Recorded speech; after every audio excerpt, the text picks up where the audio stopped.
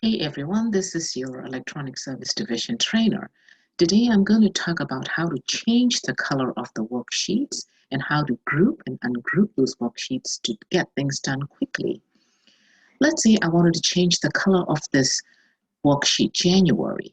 All I have to do is I'm going to right click on it and I'm going to say tap color and I'm going to choose any color of what I want. I'm going to click on the yellow.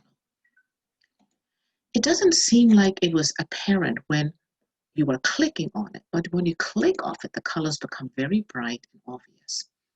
You can color one worksheet at a time, or you can color groups of worksheet at a time. For example, if I wanted to color February and March together, I can click on the February, but I can hold down the control button on my keyboard and I can click on March. You can tell that both sheets are being selected as of now, and I can right click on any of the sheets. I can choose tab color and I can choose any color of what I want. Now, to be able to deselect from these selected sheets, you can click any of the other two sheets that is not in the original selection.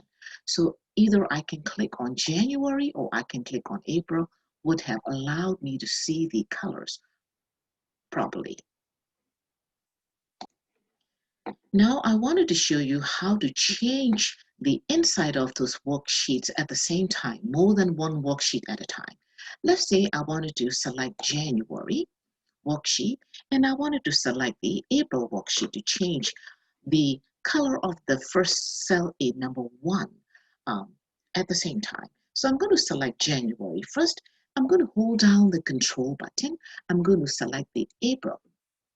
Then I am going to change whatever I want in cell number A1. So let's pretend that we want to change the cell number A1 content into the bold type, and I wanted to change the color to the red color or any other color you want. So I'm going to change into the red color.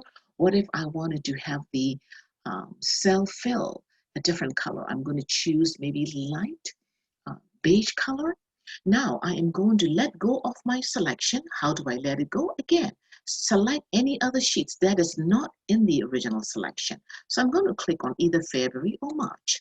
Now, if you take a look at it, February or March did not get effective in the cell change. But if you take a look at April, if you take a look at January, the cell number A1 I changed got affected because I only chose those two spreadsheets when I was changing the inside of the spreadsheet.